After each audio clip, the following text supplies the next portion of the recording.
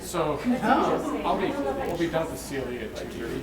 So I'll come back at 3 and do them. And then you can come, yeah, because if I can have them, like instead of having your stack full number of people drop them off, can I have them because that way, because I still have to enter throughout the day, and then I'll have you sign them. Because any changes I can make, but it's easier for me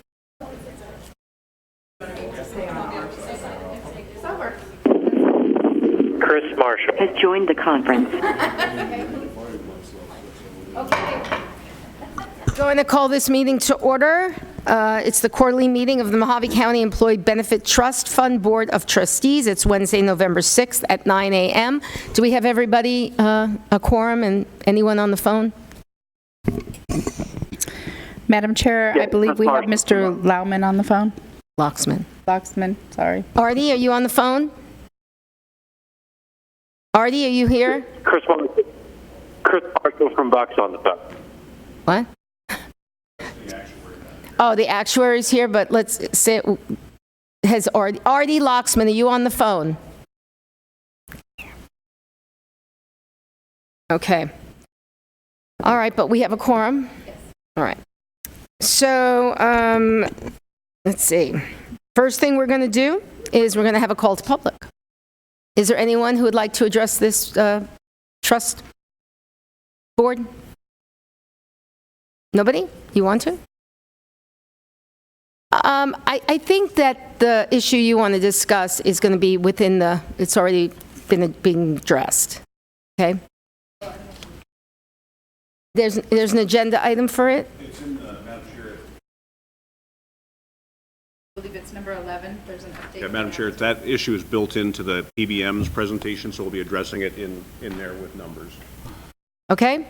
And if you want to speak at that point, you can speak as well. Okay, opening remarks and introductions. Take it away, Mr. Collins.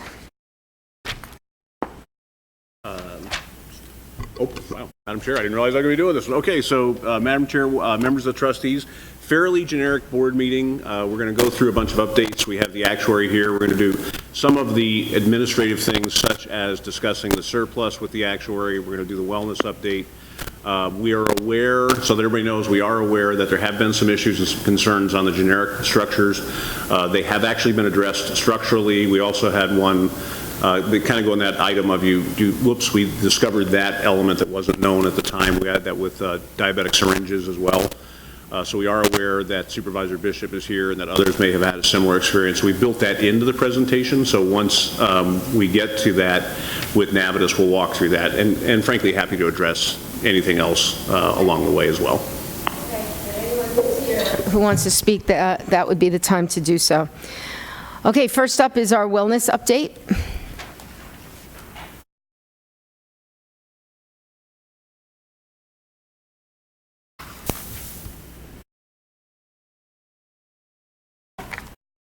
Good morning. Artie Loxman Has joined the conference. Okay, so Artie Loxman is here, and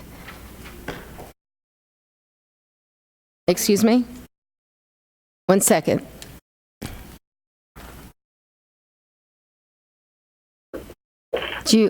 Are you going to come up here? Okay. Okay, so everyone's here now, I believe.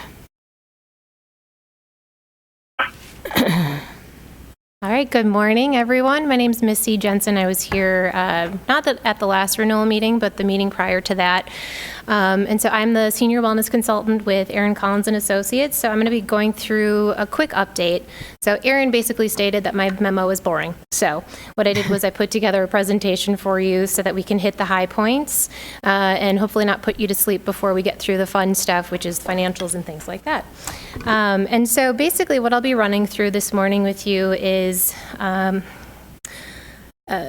some of the programming opportunities that we've seen some really great success, such as the Wellness Committee meetings, the Livongo for Diabetes program, the newest program that was introduced, which is Walker Tracker, and then also address some of the areas in which the Wellness Committee is interested in moving forward. So I'll highlight some program opportunities for you that we've been looking at. And then lastly, highlighting some of the preventive screenings that we've had on site. So although we've seen an increase year over year, and you'll see that in the memo where I'm highlighting prior year participation in the current along with percentage change, we are seeing that in general it is lower participation and engagement than we like to see overall as it relates to the eligible population. So we'll touch on maybe some opportunities for enhancing some of the communication opportunities, along with discussing the potential of possibly incentivizing and highlight what some of the other groups that we're seeing that we work with and what they're doing, and the percentage engagement we're seeing with some of those groups. So with the wellness program, again, we try to offer a wide variety of opportunities for all of the individuals and members, despite where they fall within the well-being continuum, to be able to have an opportunity to live their best lives. So for our lower risk population, trying to have initiatives such as walker tracker and preventive screenings to catch things early, to be able to support them, moderating kind of the risk factors for cardiovascular disease and diabetes, which are really major areas of concern with most of the United States. Mohave County not special in this case, so we're certainly wanting to address those risk factors as well. And then also helping to those individuals with a chronic condition, so the diabetes program, so being able to offer that program to them. So we'll be just highlighting all of those kind of very briefly, just so we don't, again, put you to sleep. So for the Mohave and Motion Wellness Committee, since ECA has been on board, we've been here to help support the program. It's been fantastic being able to meet regularly, monthly, until we get to a point where the holidays hit in and everybody's taking vacations and things like that. So we are meeting regularly. Jade is doing a fantastic job at helping to facilitate the meetings with ECA's support, and being able to review those past and upcoming program opportunities, discuss employee needs and interests, and then also identifying those areas in which we can address some of the risks. So as far as the risks that we're seeing, and right here is the most recent health risk assessment results. So from the memo, you'll see that we had a limited number. We had about, I think, 68 individuals participate in the most recent screening. So although it is an increase, it's still relatively low participation, and I'll hit on that a little bit later as I walk through the overall participation in screening. But from the health risk assessment results here, although limited number, the individuals who have participated are showing at about 20% having metabolic syndrome. So what does that mean? It's looking at 5 different risk factors that really put you at an increased likelihood of developing cardiovascular disease and diabetes. 2 focus areas of the wellness program, right? So that we can help address those risks. And so when people present with 3 or more, they're really, really at a greater risk. And the risk factors you'll see are on the right-hand side: waist circumference, glucose, HDL, triglycerides, and blood pressure. The 2 most notable that we want to be concerned about are waist circumference and glucose. Because usually when we have overweight individuals, a population, you are at an increased risk for all of these other chronic conditions and cancers and things like that. So certainly this is an opportunity for the wellness program to address our moderate risk members. And so I will say that last year, the data, I think we had about 56 individuals participate. It showed 14% metabolic syndrome. So the data, although it's there stating that, yes, this is a risk, I would say it's not meaningful enough to rely solely on the HRA data to be able to make meaningful recommendations. So having to pull from other sources such as national statistics. So here I pulled that for you, and these are things that we're obviously cognizant of as we're walking through with the Wellness Committee and reviewing information. But it all boils down to 4 key lifestyle risk factors, which can be addressed again through the wellness program. So it's the way we eat, it's our lack of exercise, it's our substance use and abuse, along with tobacco. So these are areas in which can be addressed through the wellness program. And so most recently at the October 15th Wellness Committee meeting, we brought on, or telephonically, we had Livongo, who, as you know, also provides the diabetes management program. And so we had Livongo, who presented their weight loss and diabetes prevention program along with their hypertension program, and do a demo for the committee. And so with the weight loss DPP program, just to abbreviate, it includes a cellular scale. So every time somebody steps on that scale, it ends up sending automatically up to the app. And so all of this information is captured into the same app as the diabetes management program. So someone could potentially be in this program along with the hypertension program and have the seamless care available to them. So it's one app experience. It continues to have the machine learning, so tailored messaging and things like that. So it's appropriate messaging along with health coaching, so one-on-one. So this was an opportunity that the committee was interested in moving forward with, and so we'll actually have them on site at Livongo, hopefully on site in the 2020 renewal to do an official proposal. But I just wanted to give you an idea of what the committee was working on, so you had an idea. Are there any questions so far? I'm happy to answer anything. Are there any questions? Okay, I'll reserve all my questions to when you're done. Absolutely. Okay. Perfect. So touching on the Livongo for Diabetes program, so showing the cumulative enrollment. So as of right now, we have 52 enrollees. Well, as of October, we had 52 enrollees. Pretty much we'll see about 30% engagement in chronic condition management programs, when we're seeing about 48% based on how it was originally proposed, based on that data set. And so at renewal, we'll be able to provide you with additional clinical reporting on how the program's doing and how members are doing. I believe to date we've had 3 individuals terminate since the program was introduced over a year ago. Unfortunately, I don't have that information and they can't provide it to me to be able to say why. But just know that not every program is going to be suitable for every single individual, but doing the best we can to provide a means to be able to control their diabetes. But otherwise, I know from the committee they've received feedback from members who are engaging in the program and rave reviews. So it's always fantastic to hear that people are really appreciating the one-on-one support with certified diabetes educators to be able to manage their diabetes. And Walker Tracker is the most recent program that was introduced. So it's a destination-based activity challenge platform to be able to engage members. As of right now, we have the Turkey Trot Challenge happening. Jade's very upset that her team is taking second place, but seems to be an opportunity for people to engage in competition, friendly competition, while increasing their steps and just having a good time all around. So overall, we can see that most of the people who are on the dashboard are from Kingman, but that's the biggest population base as well. Right now we have 217 members. I was able to pull a report, so that's actually higher than what was listed in the memo. And then the last challenge, the average step count was a little over 6,000. So for this challenge we're doing right now, we've actually increased it to help encourage people to do a little bit more. So definitely getting some good feedback on the challenges so far. Perfect. And then lastly, to wrap up, just highlighting the preventive screening opportunities, and I'm sure Erin's going to interject here as well. So as far as the screening, so the graph here is portraying the number who participated, or I'm sorry, the percentage who was engaged. So this is based on eligible population. So for mammography and the prostate cancer screening, that's only going to look at those individuals who would be eligible to participate based on age and gender, whereas the other screenings, the health risk assessment, healthy heart blood draw, skin, cardiac, and organ, that's based on 18 and over as far as members eligible. So overall, as I had mentioned earlier, we're seeing lower engagement than we'd really like to see. Although I understand the program is new, we've had some turnover. I was on maternity leave, so that certainly doesn't help with maintaining communication and opportunities to address participation. But you know, as far as what we see with other groups without incentivizing, maybe 20%.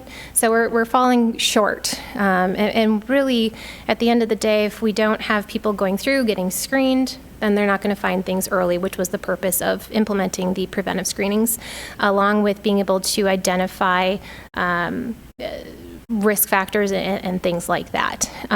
So I'd like to get input from trustees on if this is something that you would have interest in possibly tying incentives to. Some of the groups that we work with who tie, for example, premium reductions to participating in the health risk assessment, we see 85 to 95% engagement. Other groups will utilize their entity wellness dollars to incentivize, do a raffle. For example, for some of the screenings. So, for example, prostate cancer screening, they might raffle off a grill. Things like that. So these things have worked. And then in addition to the potential of incentivizing, we have discussed with the committee on increasing our communication efforts. So in addition to communicating frequently and often in different modes, we're contemplating the idea of sending direct mailers to homes. So that way it's another opportunity to be able to not only get the spouses involved, but just as another reminder. because as we see, certain populations are more receptive to mailing and things like that. So we want to be able to hit every demographic and what their preference is as far as marketing. But I feel like sometimes dangling a carrot in front of them, or a donut, whatever it takes, sometimes does help with program participation. Erin, did you have anything you wanted to add on incentivizing? I know you were excited to speak. So, Madam Chair and trustees, Missy's being delicate. So that's never been a strong point for me. To lead into my comments, when you look at the framework of what we've been doing with the wellness program, is we've been doing it data-driven, where we're targeting specific areas where the claims are coming from. So the diabetes program, diabetes is always a high-value target to go for, because diabetes doesn't occur alone. It occurs with cardiac issues, it occurs with loss of extremity, with kidney failure, with eye damage. So instead of doing a kind of a, hey, this is nice, let's all live on the island where we lose 10 pounds and then put 15 back on when the holidays come, Missy came in with a program that specifically goes to diabetes, targets it, measures it, heading for effectiveness. So we're very data-driven. We're driven with the data on the claims, we're driven with the data on the programs that we're trying to measure. The most disappointing element that we have today, and the one with some of the greatest potential, is that health risk assessment. But the participation is extremely low, so much so that I got threatened with physical violence by my wellness person because I said, well, let me just get rid of it, just toss it, because the population is too small to draw conclusions from. Her counter to that is that I have a group that I work with and that Missy works on that is 6 counties, that if you participate in, as an employee only, if you participate in health risk assessment, then $10 a paycheck comes off the employee cost. We have 85% participation in the HRA. We have data that's specific to that population that the wellness folks can use. In the past, when the concept, both with us and prior to us with Mohave of incentivizing to get that data came up, basically the answer was no. There was an unwillingness, and that's okay. But if the county's open to it, I think that would be a really good option to look at, is incentivizing people. At some point, we get rate increase. We just say, hey, you can make your rate increase go away, participate in the HRA, and we'll save you that cost. And what that would do is give her folks and give the wellness committee and ultimately the trustees the kind of data that you can use to more effectively target specific programming. But if not, and that's okay, then I would say free up the calendar, toss that thing out, and let's look at one of the other screenings that we can do that people will develop their own interest in going, and do a screening, again, that targets a specific area of claims.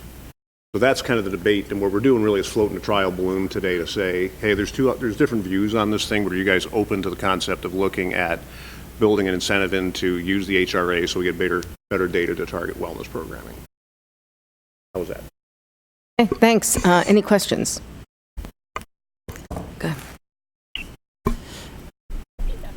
One of the things, working in the courts, one of the problems that we have with some of these screenings is our calendars are booked out too far in advance, and by the time we get your notification that it's next month, we can't change our calendar. So I don't know how many employees there are in the courts, probably 250, but that's a big chunk when your calendar's already set in stone and you can't change it to get off of these screenings.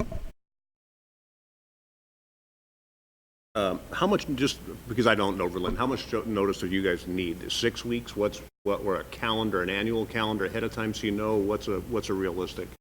An annual calendar would be perfect because, as far as our judges themselves, they have trials set off a year out.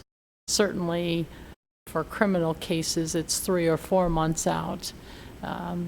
Staffing, we're a little bit more flexible than that. But an annual calendar would be ideal.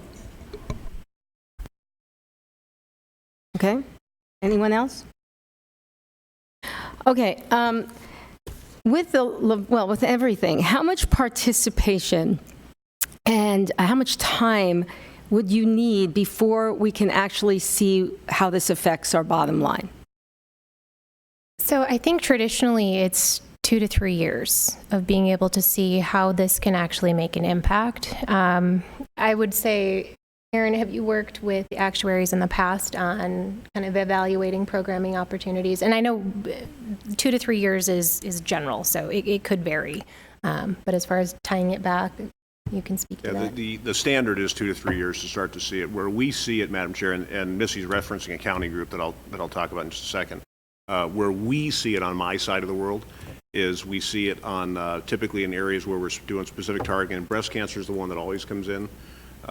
So you're still going to get the diagnoses, but what we see is the number of breast cancer cases at the organization that make the high dollar case value substantially declines. And that is directly tied to the percentage of women over 40 who have it.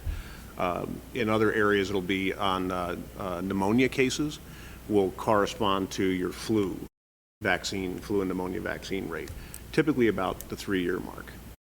Somewhere in there. And then we did, the group that we're talking about, the actuary that works with my 6-county group, a former colleague actually of Chris's, reviewed that 6-county group, and his estimate was that, and they were 10 years in, they were not 3 years in, they were 10 years in, and his estimate, I believe, was 6 to 8% off of their rates because of their high participation. So in their case specifically, essentially eliminated pneumonia as a primary diagnosis on their large cases, and breast cancer went down from number 1 to number 9 over the course of about 5 years on their spend. But I mean, those are the areas where we measure. And again, just to summarize, I know that's kind of boring, but there's a direct correlation between percentage and that higher the participation, and then the lower number of claims associated with that. The one exception to that is in the realm of diabetes for insulin-dependent diabetics.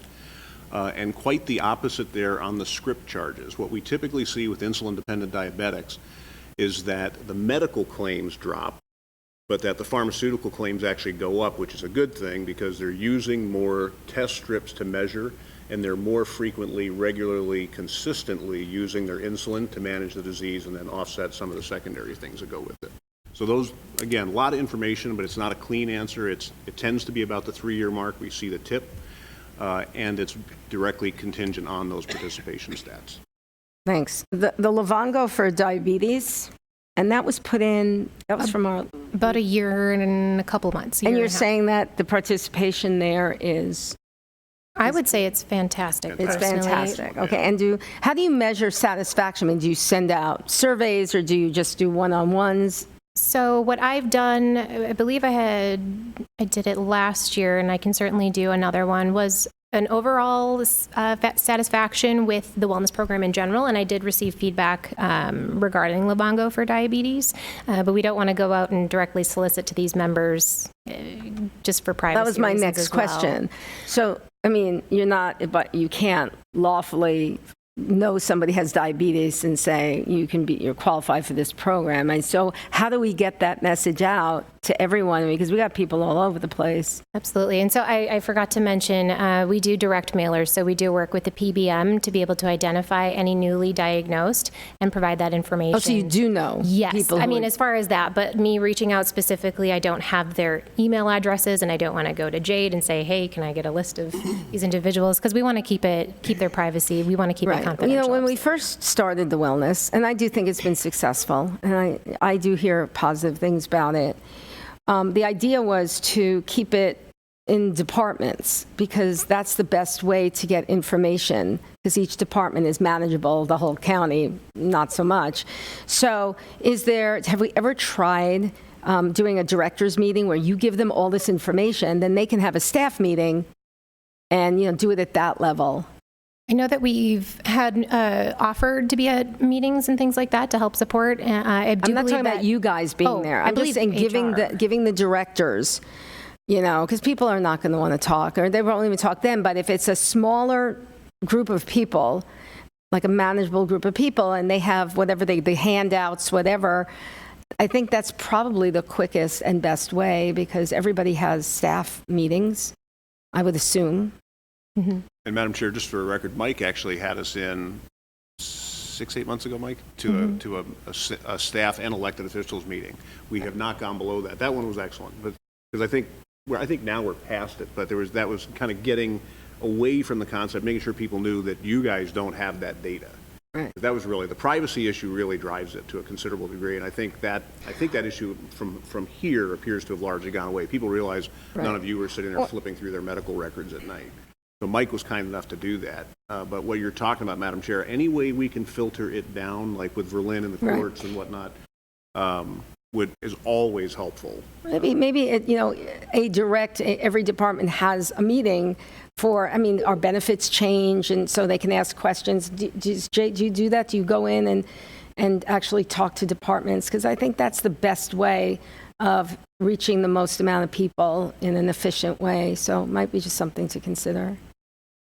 It would be. And it was like, honestly, one of the first things we talked about when we put in the wellness program is that it should be at that level. The information should go out at department level. And repetitively. It's kind of like the employee assistance program. It's one of those ones you really have to keep in front of people to make sure it stays there. Not just posted, but actually managers advocating to their staff, hey, this thing's out there, it's important. And I think that our employees would actually feel a little bit more comfortable if they needed to talk, if they were just in that small group, or they can take you aside afterwards. But it just sounds like, again, like every time we talk about this, it's kind of a communications problem. But I am happy to hear about the Livongo thing. And for weight loss, again, I still want to see, and I'll wait until we get this stuff for the annual meeting, but I think you'll have less participation in that, actually. If I could put a plug in for that one as a guy who struggles with weight a lot, and is a cardiac patient and a cancer survivor, that particular one I think is going to wind up being long-term, not just for you with this organization, with other ones. I think that's going to be a big potential hit because cardiac, like diabetes, doesn't occur in a vacuum. And that activity issue and the awareness, and the beauty of this thing is people up in the Strip can do it because it's not personal, it's That's true. technology based. So they put the thing in their house. They've got, I call it the Facebook of fat, and she'll kill me for saying that. But they've got the support mechanisms built in, because that's really an individual battle. It's like swimming, running, any kind of athletic thing. Fighting weight is an individual battle. It's you. And that gives them the resources to do it in a constructive, long-term, sustained way. And where the trust will benefit is cardiac. Interestingly, things like joint replacement. Overweight people have much higher back issues. Right. Well, we know all that kind of thing. Again, there'll be an uptake, but it also stops the progression. Because you look at Livongo, we're managing an existing diabetes case.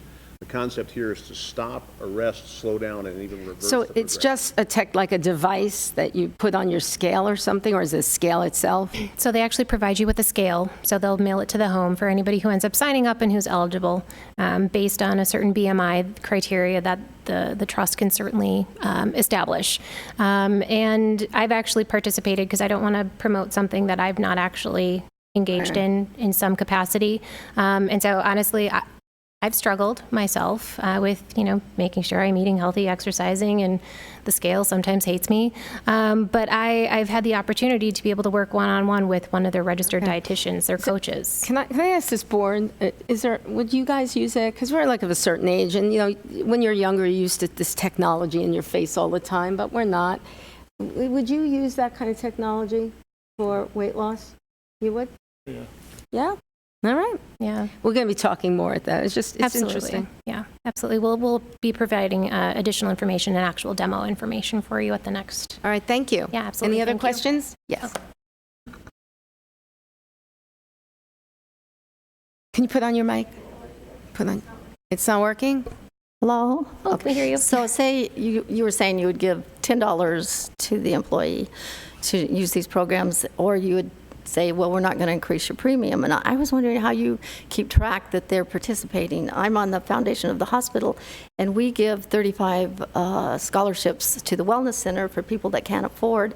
And the director, she keeps on them. She makes sure they come twice a week, that they're using it. If they're not, she takes them off because she has a waiting list, and then she puts someone on there. So how do you keep track of that? So what we do for the county group is they incentivize through premium reductions for individuals that participate in the health risk assessment. So again, the tool that helps us to be able to tailor programming efforts. And so we receive the list from the vendor, and then we provide that list to the individual, whoever would be making those adjustments for premiums for the following year. And so we've never tied it to multiple screening engagements just because there's different age requirements and genders that are required or should be going for certain screenings. But we've really only tied participation in the HRA to premium reductions. And again, we utilized the vendor to provide us the list, and then ECA provides the list to payroll or whoever's administering that reduction. Okay. So that's how we've done it. Yep, absolutely. Any other questions? Okay. Great, thank you so much. And we'll look forward to talking more about that at the annual meeting. Okay. Who just joined the meeting? No? No? Okay. Hi, yep, this is Laura with Navitas. I just joined the meeting. Okay, thank you. All right, the trust financial report. So I will handle this portion of the agenda for you. Within your packet, it's a little bit out of order, so I'm going to go in what order it's presented here in the book. But essentially, I've got 4 pages attached, like the first page of 4. This is actually the budget that was adopted by Mohave County. We projected that for 2018-19, you can see that column. I hope that that's pretty easily seen there. It's the second column to the right. That we projected that we would have resources going into the next year of $13 million. We would expend about $13 million, and we would basically break even for 2019. Based upon those assumptions, and we created the following budget for this year that we're currently in. Again, about the same, although when we finished with the expenses, we transfer out about $25,000 as a budget item, where we shift some monies, if needed, over to the health department. We used to have a dedicated employee that did, what was that? Ken, what was the term of what they did with occupational health? Yeah, well, essentially, we've got the public health department covering some of those functions. So when it applies, we need to pay the share of that, and we've budgeted $25,000 for that. So what kind of service is it? Is it services to our employees? Yes. Okay. Like vaccinations and things like for the Yes, jail? for the jail. Those kind, exactly. That's exactly right. So the bottom line then would be that we could potentially lose about $500,000 on a budget basis. If we spent every penny of what was budgeted, then the trust could lose some money. That's how we're budgeting, which would cause the fund balance to drop to about $8.2 million. That's still a good situation because we're still above the actuarial reserve, but that was what we did on a budget basis. Page 2 of 4, 3 of 4, and 4 of 4 are the actual line items for the budget that was adopted by the county. This was based upon the discussion that this board had back in March. We used those assumptions, and then anything that we knew was adjusted right at the end for our county internal services. So these numbers are just summarized on page 1, and so it results in the exact same position. And I really don't have any other comments unless you have any questions on the budget that was adopted by Mohave County. Okay, any questions, Mike? Just a clarification. You show budgeted and then projected? We don't have actuals at this time? I do, that's what I said. It's out of order, it got reversed. So I've got that coming in the next pages. I still see projected. There. I've got pre-audit actuals. I'm sorry? So if we maybe I'm not asking the right question. FY 18-19 you have budgeted? No, so let's go on and FY 18-19 I've got some projected? actuals. I have some actuals. Thanks. Yep. Okay, so flip the page and let's go to page 1 of 3, and this will address exactly what Mike is asking. I've got 3 pages of that. So in the far right column, Wait. Sorry, I'm now confused. Oh, okay, I got it. Pre-audit, okay. in that far right column are the actuals that we have as of this point in time for 18-19. So this time, I actually decided I'm going to present you with a balance sheet, so to speak, so that you could actually see the full financial piece. So the trust has about $10.2 million in cash. We've got other assets, the receivables, a bit of prepaid expenses, and then our accruals for the end of the year. So your asset-based is about $11 million. On the liabilities, we have some accounts payable. Our claims payable, obviously, are the largest portion of that. It's $1.5 million. We have to account for deferred pensions, of course, and that will be adjusted as we go through this year's audit. But that ended up being total liabilities of $2 million. Subtract the liabilities from the assets, and you result in a net position of $8.9 million for the fund balance. We projected, for budget purposes, that you would end up at $8.2 million, so you're a bit ahead of where we were. On the revenue side, then, which is page 2 of 3, actually shows the summary of the health reimbursements that were received, the medical contributions, which are both Mohave County, and the employees' contributions, the dental, the life, and then our interest earnings on this fund for a total of $13 million in operating revenue. Then on the expenses, we have our actual personnel costs that we incurred for 18-19 of $269,642. Our supplies, which are essentially, the bulk of that is the claims, plus other costs, other line item costs. Our internal services were $45,000 for a total of $12,594,000. We transferred out $17,689 to the Public Health Department for those types of services. I put in a pension adjustment of $100,000 in case that occurs for 19, if that ends up being our actual for that year. And so our total costs, our estimated actual, is $12.7 million, showing then that the trust improved, the financial position improved by $288,000. So I hope that helps clarify, Mike, of what the actual, we had the projected column with what we projected in going through the spring, and then the pre-audit actual for where we actually are today. And Madam Chairman? Yes. It would help if you had budgeted actual. Okay. Budgeted, projected, and then actual. Okay. Because instead of having to switch papers to see what actually was budgeted. Yeah. And try to follow you in that manner, because it makes it a little difficult. Basically, what you're saying is that our under expenditure was due to probably vacancies in personnel. Is that probably true? What is it? Personnel is, really that's where the savings comes in on all budgets. There was about $50,000 in vacancy savings, and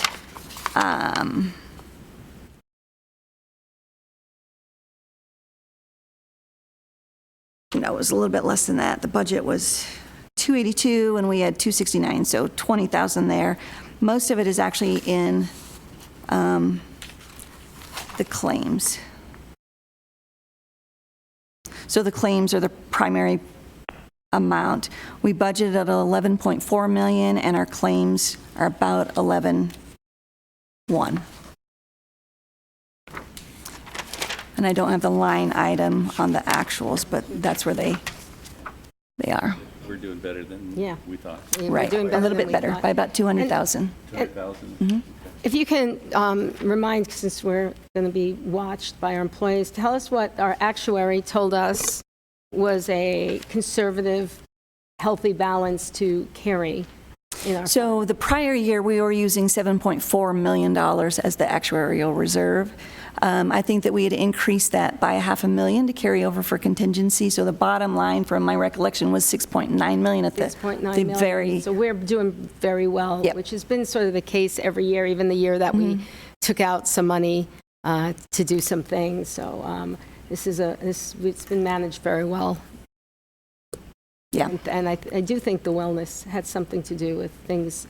When I first came in, they were kind of like this, and I only think it's going to help us going forward for the wellness. With the claims, yes, yes. Credit to the wellness program, the employees being educated and becoming educated about the cost and shopping for alternatives, if you will. So a lot of effort by employees in the HR department and the committees to. Okay, thanks. Any questions about Coral's report? You okay, Mike? Everything okay? All right, thanks. Keep having to go back to the beginning. Next up, discussion, consideration of, and possible action regarding approval of the 2019-2020 MC-EBT budget. Good morning. I'm Amanda Weaver with Aaron Collins and Associates, and I'm just going to do a brief reminder of what changes were made at the annual conference. So we eliminated the inpatient 30-day annual and 2 lifetime confinements, and we replaced it with the mental health and substance abuse with the 30-day year max, 3 confinement lifetime limit with a 30-day per confinement. That was both for the EPO and the high deductible health plan. We decreased the outpatient copay from $50 to $30. And then we also did a pre-certification required on all inpatient stays for mental health and substance abuse. And for the teledoc for EPO only, we decreased the copay from $25 to $10. So as you can see, these were all very positive changes. And then we also changed the prescription benefit manager from Magellan RX to Navitus Health Solutions. And then at the beginning of the budget, we don't quite know how the large claimants are going to go, so we do an estimate of what we feel the increase may be. And then later on throughout the year, when we have more data, we submit that and we get the quotes back, and those came in very well.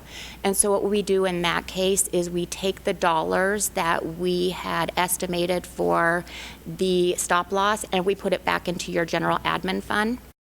And so with all of this, we were able to implement those changes and also move dollars back into your general admin. Plus, the trust has been running so well that we were still able to give that rate pass.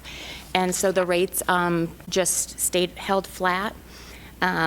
So what we're asking for is just for the budget to be approved with the changes and the money moved from the stop loss into the general admin for the 1920 budget. And any questions?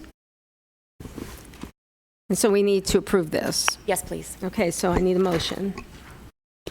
Make a motion to approve the financial MC-EBT 2019-2020 budget as presented. I'll second that. Excuse me? I'll second that. Okay, thanks, Artie. Okay, so we have motion and second. All in favor? Aye. Aye. Opposed? Aye. Thank you. Motion carries. Next up, 6, discussion, consideration of, and possible action regarding approval of the audit engagement letter to the firm Fester and Chapman, PLLC, Certified Public Accountants. Mr. Collins. I can handle that also. Yep, that's mine also. So the procurement department went out and solicited quotes from independent audit firms to perform the next 3 years' audits. 2 actual quotes were received, and they received 1 response that said that they were unavailable to perform an audit at this time. The lowest bidder was Fester and Chapman, the firm Fester and Chapman, and they are currently providing this service also. So it would be a new 3-year contract with Fester and Chapman PLC. Okay. Otherwise, you would certainly have the opportunity to select. The other firm that bid was Hinton Burdick, and there's not a lot of difference in the two firms. Okay, and we've been satisfied with Fester and Chapman? Yes. Okay. Yes. Let's have a motion. I make a motion that we approve the audit contract with Fester and Chapman. We got a motion second. All in favor? Aye. Opposed? Opposed? Okay, motion carries. Number 7, discussion, consideration of and possible action regarding the 2018-2019 incurred but not reported claims reserve. And Madam Chair, if I could, before the actuary cuts in on this one, just explain it. These next two items are linked, and they kind of go back to the whole conversation we just had with Coral and Mike on the finances of the trust. The first one is basically the minimum reserve, and let me tee that up with that way. This next item is really the minimum reserve the trust needs to have. So because by being in a positive cash flow, the county can show that we don't have a liability that's unrecognized on the county's overall financial books. The trust is essentially running well. The second one then gets into the question of how much is recommended and how much do you as fiduciaries feel we need to have on board as cash. And as the chair correctly pointed out, in the past, we've exceeded that number. And then the county we've then allowed, or you have authorized distributions back to the county for specific services. So, Madam Chair and trustees, at the risk of being a little dramatic, the ship of state is in a sound financial position, and that makes this conversation easier. As a firm in the last 27 years, we have done the opposite. We have had to sit with trustees and say, the ship is sinking, the decks are awash, and now you got to deal with it. So this is I would say congratulations to you and to the other trustees who got it to this position, the staff. That responsible financial funding has put you in a very good overall position. And it's not that you're unique, but that's actually, with public sector, that's actually a rare place to be. Most of them don't do it well, and you have. So with that, I'll turn it over to Chris. Press release about that. Well, thank you very much. And I think it's just, we all work together on this. And I'm proud of this. Since I've been on it, it's just been a really well-run board. Okay. Chris is up, Madam Chair. Excuse me? Sorry, Chris is up. Okay. I was just teeing him up just because I was okay. trying to steal his thunder a little bit. He's on the phone, right? Yep. Okay, Chris? Yep. Yep. So the reserve letter that we sent out earlier earlier this year calls for a recommended incurred but not reported liability of $1,520,000, and that's based on recommended reserves as of June 30th, 2019. It's claims that were incurred but not paid by then. That's what we're estimating. We're going to have that based upon the most recent 24 months available at that time, and we're going to analyze the claim lag and how long it takes to claim after the. Excuse me, Chris. We're having kind of a hard time understanding you. Your phone seems to be cutting in and out. Are you on a speaker or something? I was. Yeah. Is this any better? Yeah. So if you can kind of start over, because I didn't get anything. Okay. All right. So we recommended a reserve back in August, and that reserve is as of June 30th, 2019. And what we're doing is we're recommending the reserves that are incurred prior to that date, but they have not actually been paid yet. So it's kind of run out. And we looked at the last 24 months of claims and analyzed run-out patterns to determine this liability. And what we have come up with and are recommending is a reserve, or an IBNR, incurred but not reported, of $1,520,000.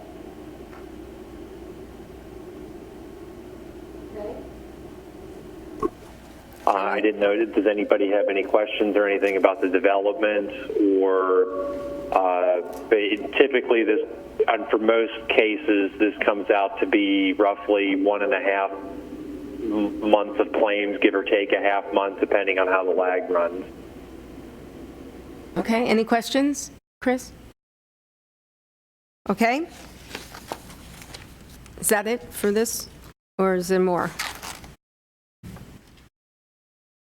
That's it, Madam. Do you That's it? do you need a motion to approve, Madam Chair? Okay, I need a motion to approve the 2018 to 19 incurred but not paid as presented. Make a motion to approve the 2018, 2019 incurred but not paid as presented. Second. We have a motion and second. All in favor? Aye. Aye. Opposed? Motion carries. Thank you very much, Chris. Number 8, discussion, consideration of, and possible action regarding the actuary recommended financial reserves.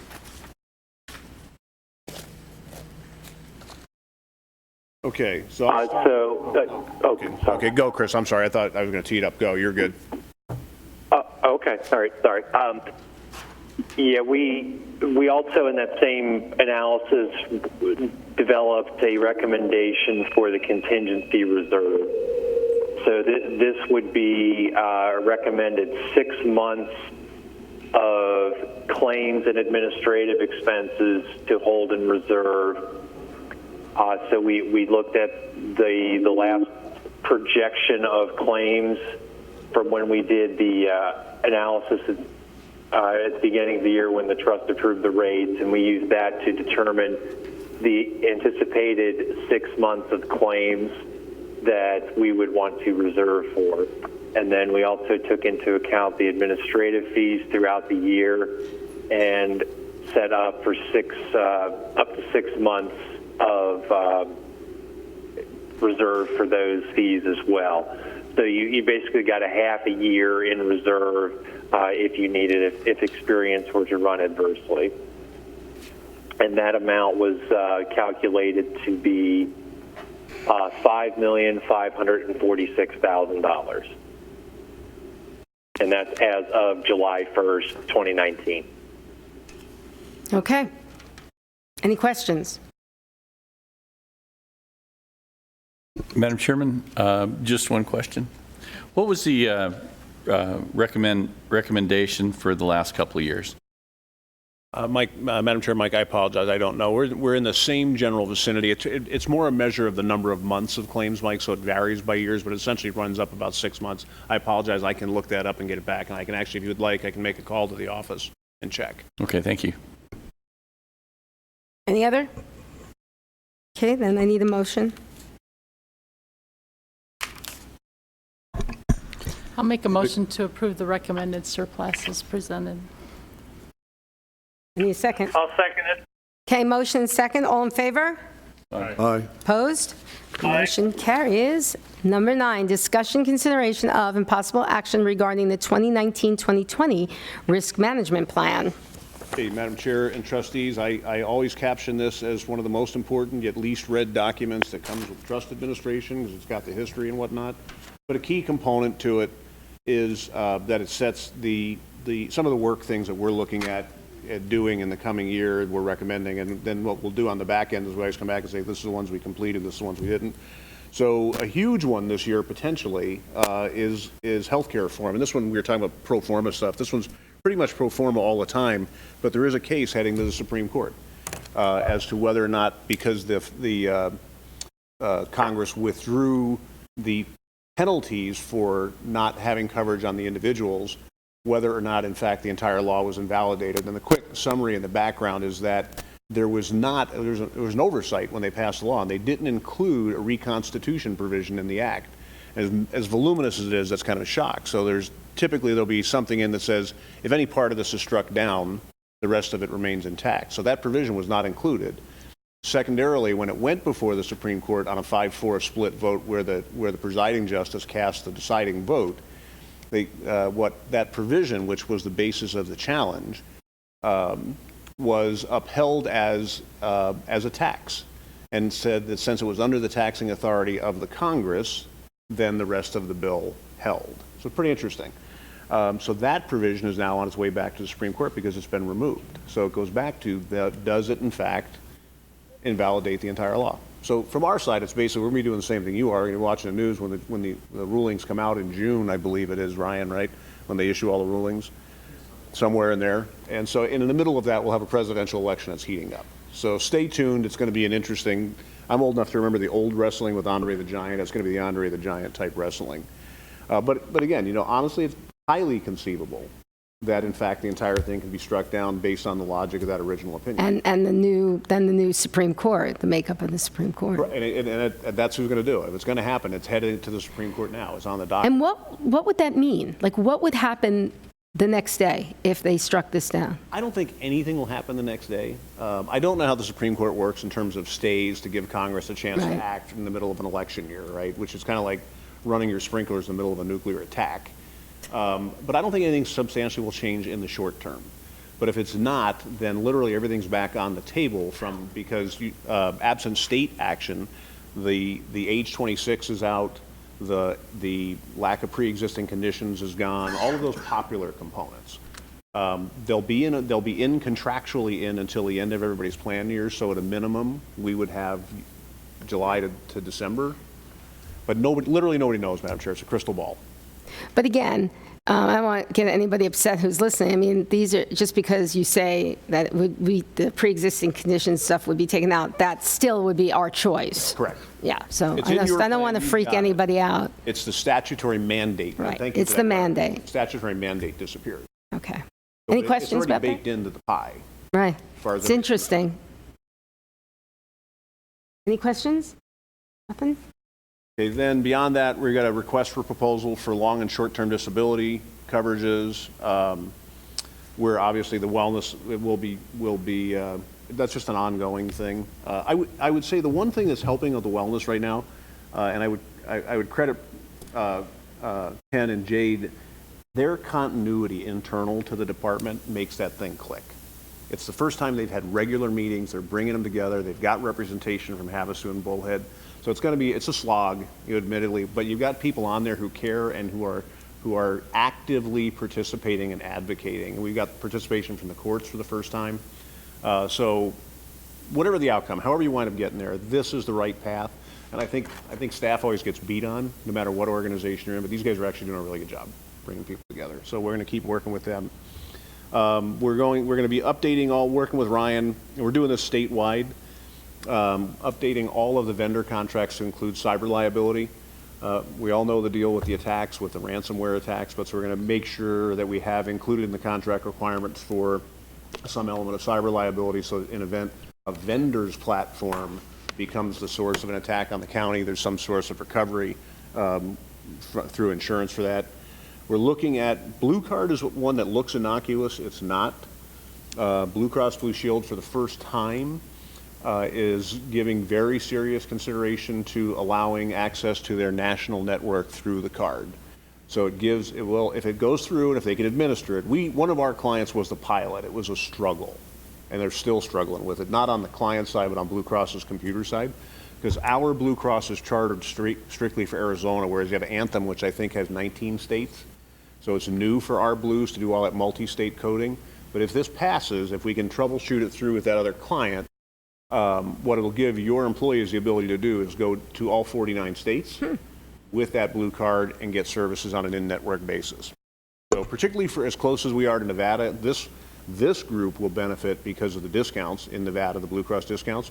But everybody who's got a kid out of state at college or something like that, in-network benefits. And you as a trust get the Blue Cross discount. So if this one goes, it'll be a really big one. It'll be a matter of implementation. Reinsurance is always pretty much there. We're going to do that every year. And then the coordination of the annual renewal meeting. So by guess and by gosh, quite a bit in there, as always, Madam Chair. But if you had anything you wanted to add, we can be happy to do that. But other than that, happy to answer any questions, and we would need a motion to approve. Okay. Any questions? We just, again, you talked about the Blue Cross Blue Shield and going out, and you mentioned Nevada, but we can go to Nevada now. Correct, Madam Chair, you can. We have a different network. Right. So you have two, it's a clutter issue. You have to, for employees who want to go up there on a planned basis. Who services Nevada?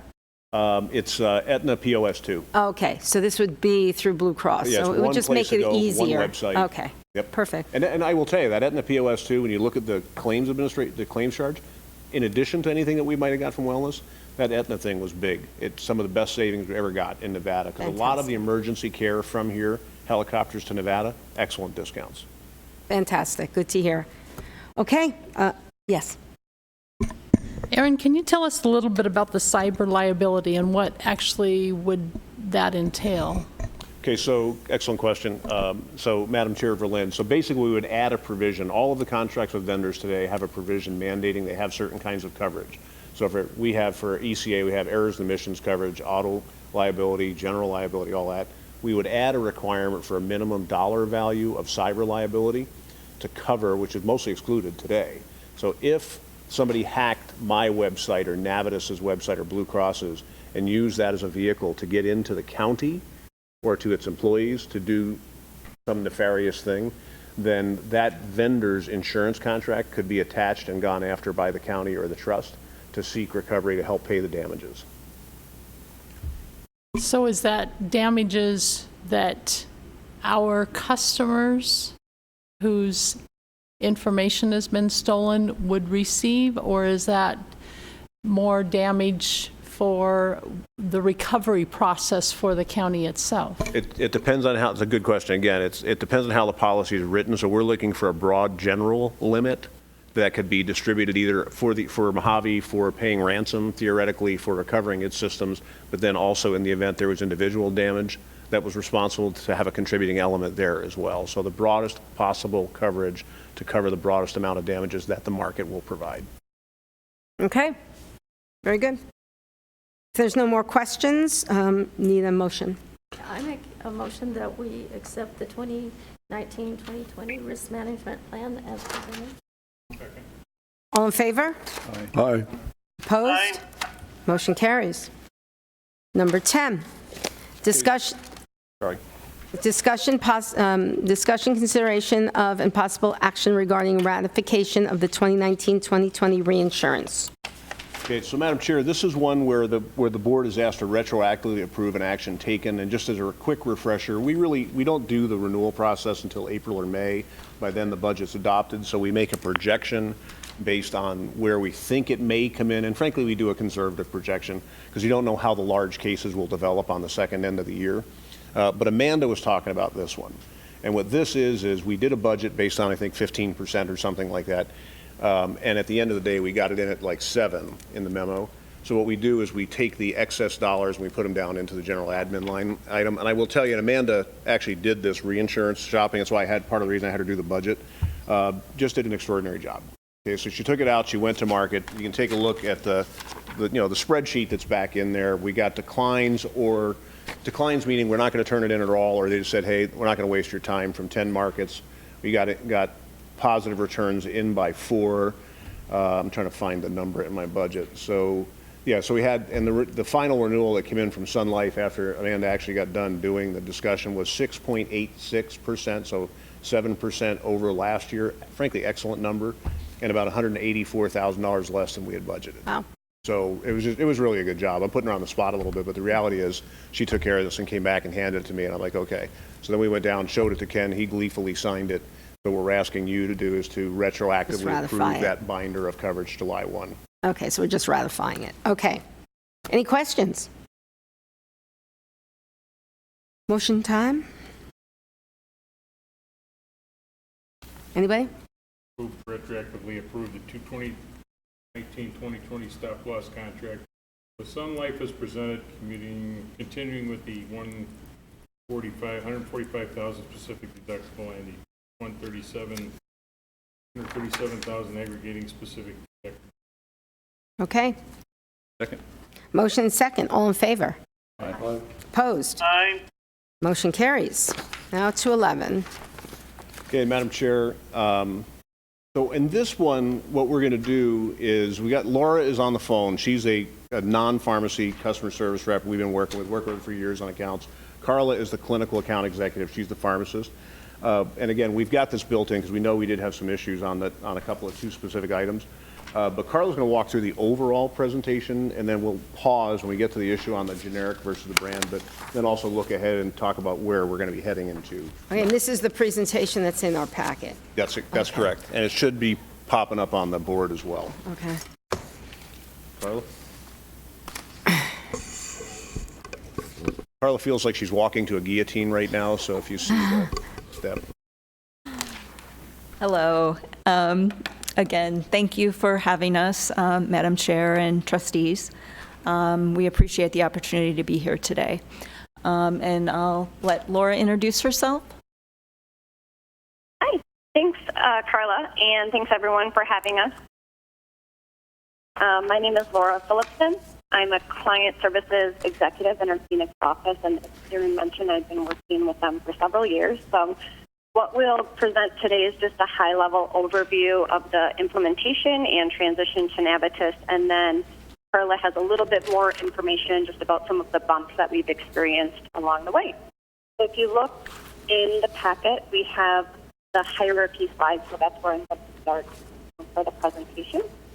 And the hierarchy... Again, can you please speak up a little? We're having a hard time hearing you as well.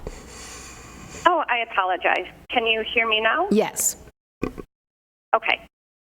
So we'll start with the hierarchy slide. That's slide 2 in our presentation. The hierarchy is really the shell of your benefit. This is the data that we receive from Meritain, and it establishes all of your eligibility and all of the accumulators between Meritain and Navitus. So what we have on the slide is just your carrier ID. That's how we identify Mohave in our system. We have the BIN and the PCN and the group number. And these are the 3 key components that your members need when they bring their ID card to the pharmacy. The account IDs we have listed are the account IDs that were established by Meritain and that we accept on the file. And then the group IDs that we have built are really where the benefits lie. So we have your EPO plan with a copay and an out-of-pocket. And then we have your high deductible plan with the deductible and the out-of-pocket. These items can be changed as needed if you would ever need additional reporting or if you would add another benefit. And all of this information can be sent to Meritain or to Navitus, and we will work together to establish those file feeds. So once we had this shell built, we then added the formulary piece, and I will turn it over to Carla so she can dive into that information. Thanks, Laura. So the formulary, basically, we received historical claims from the trust, and we actually used the last 6 months of the claims to actually add the MPAs for the members that from previous conversations we had with Ken and Jade about the grandfathering process. So 191 MPAs or prior authorizations were entered into our system. Of those 191, 18 were prior authorizations, and the other 161 were not covered drugs.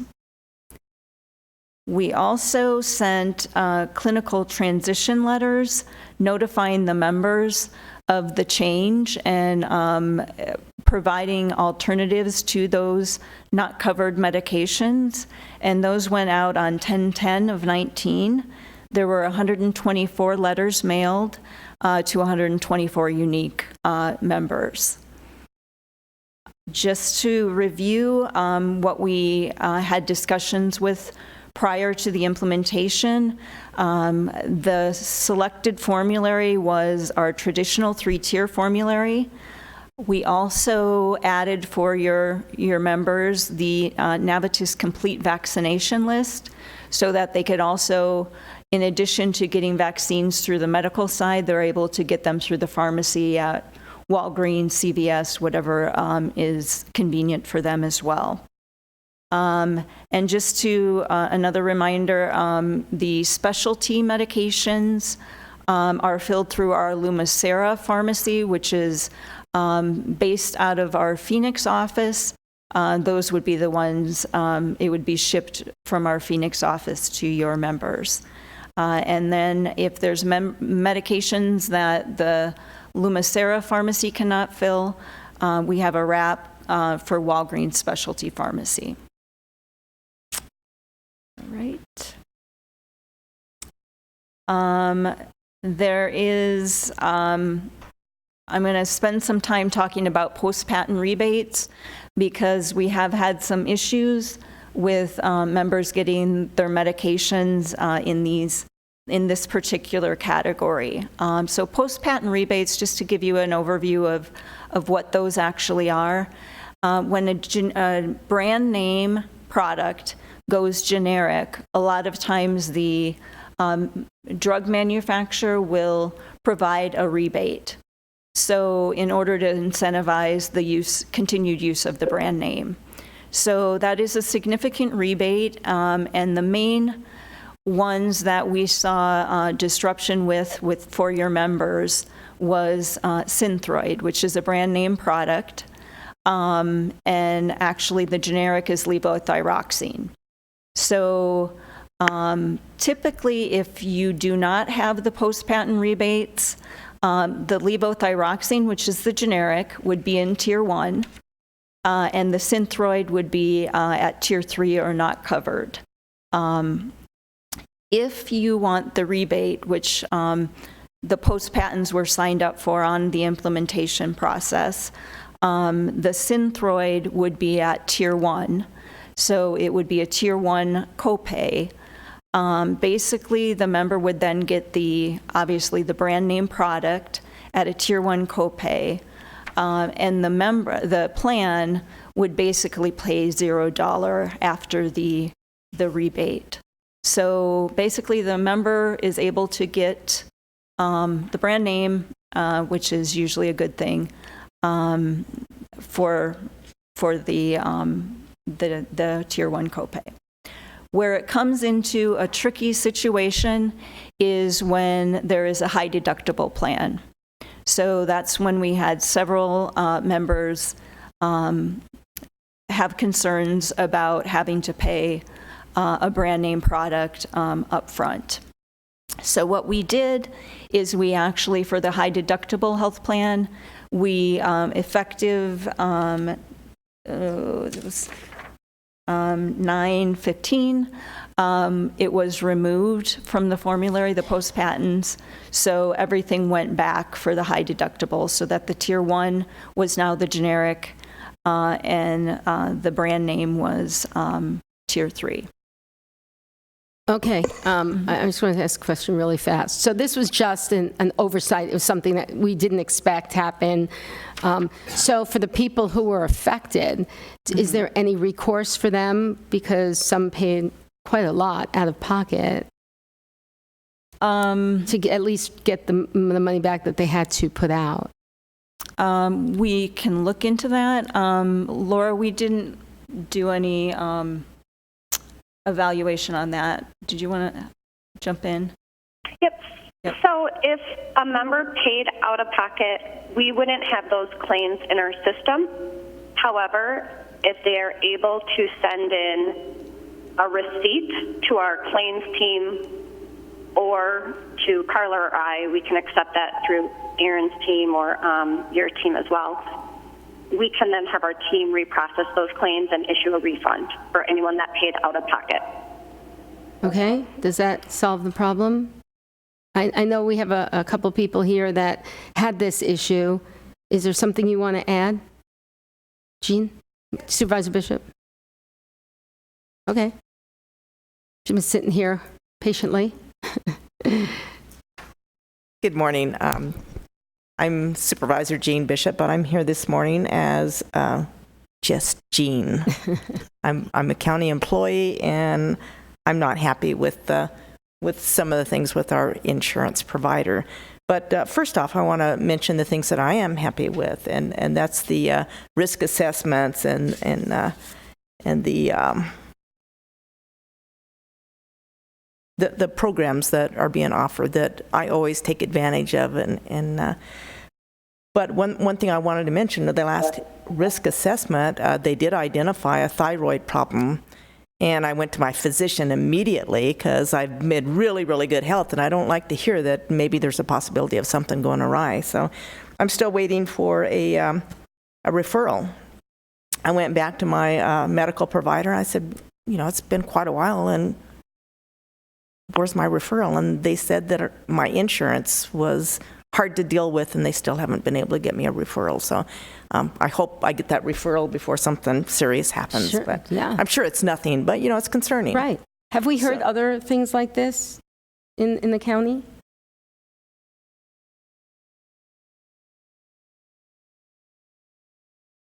Is this, I know this is out of the, the agenda item, but I think it's all connected. This is sort of the problem. Well, the agenda item here is to address Navitas update and issues. I think any issues and problems related to Navitas is what we need to focus on. So Just the pharmacy, when can we focus on the other issues? we would have to properly agendize those, and we haven't done that. We have to only address what is in the agenda.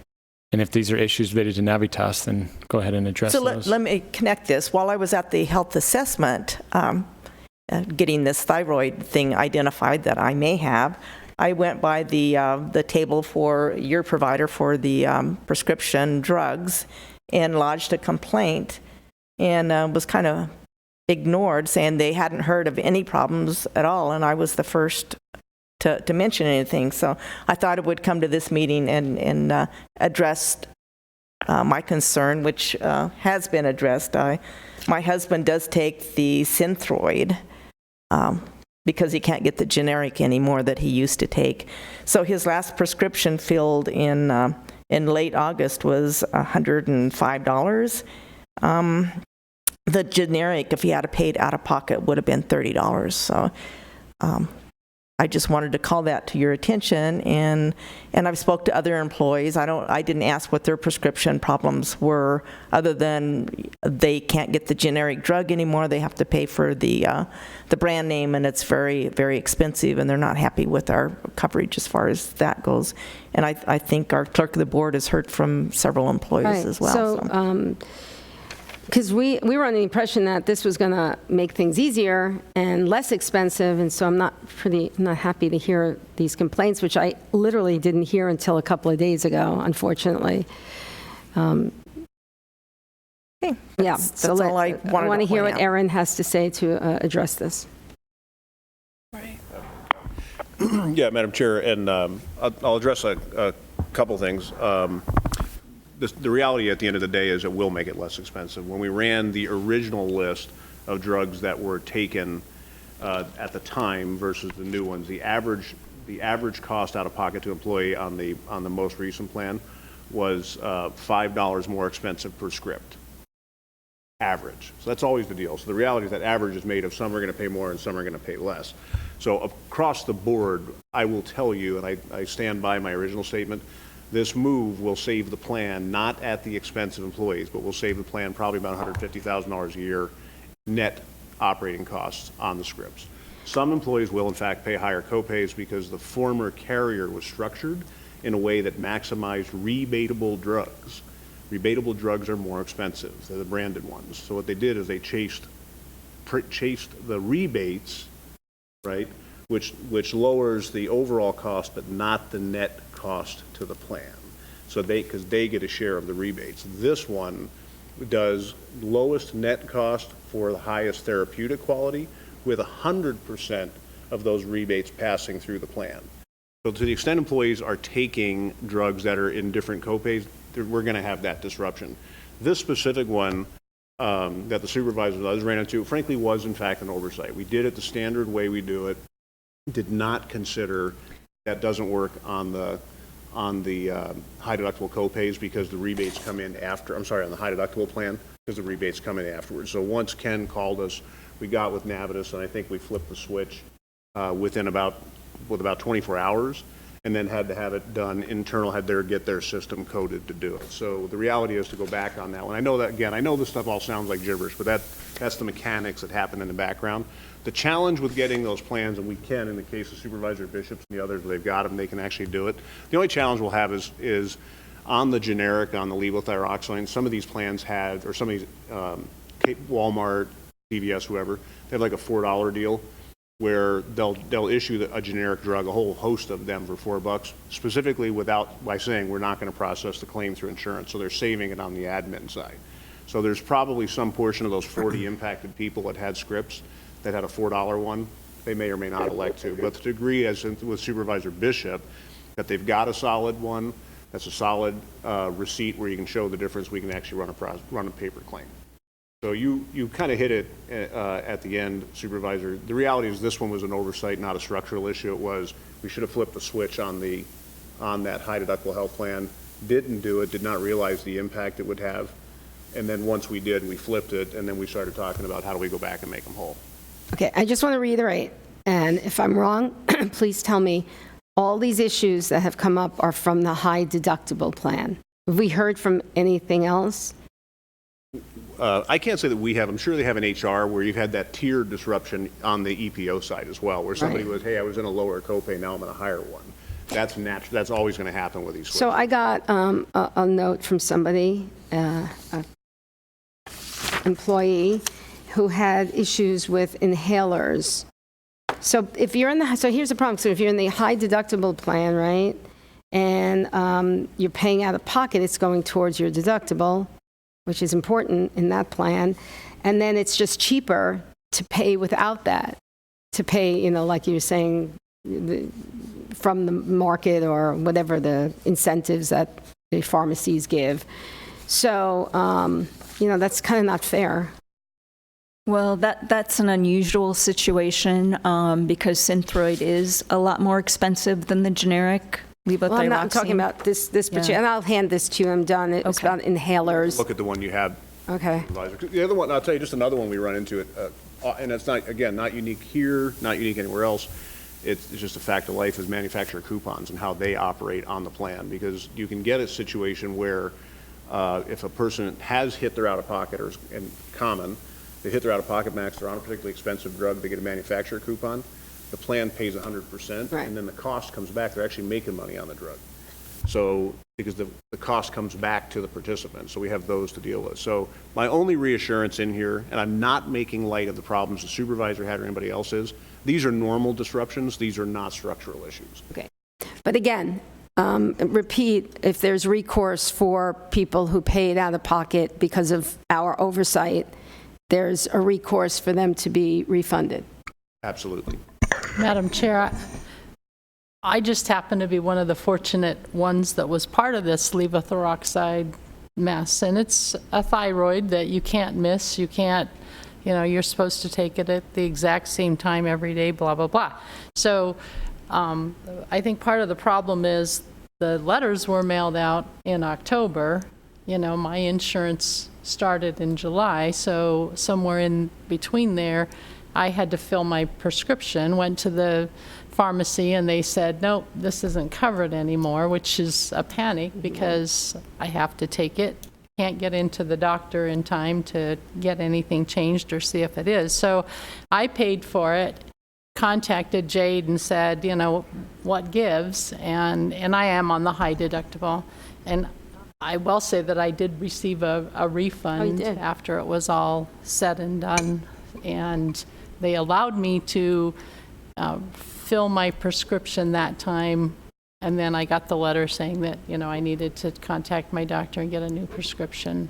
So. Okay. So that's good news. Is there anyone else here who has an issue with the pharmacy part of the plan?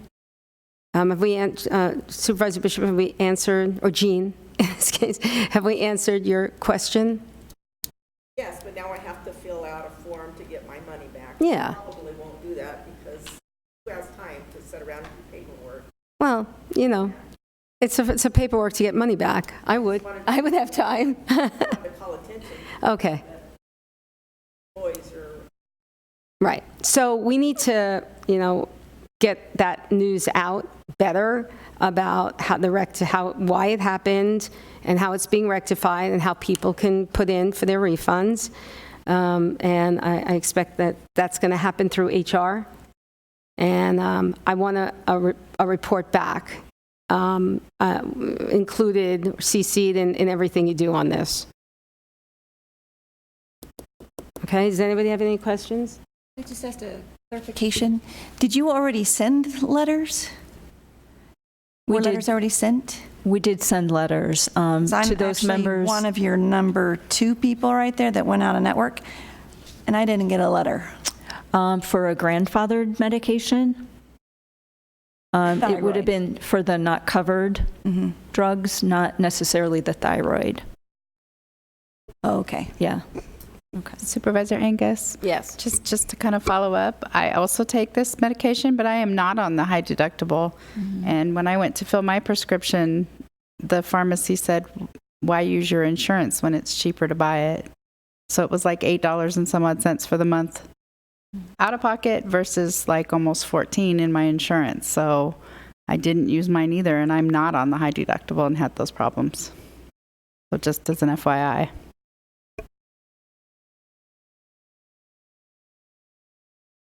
Erin, or any comment about that? Or is that just one of those things where they give the incentives and then it's up to the user to say, well, is this worth putting into my deductible or just putting some more money in my pocket?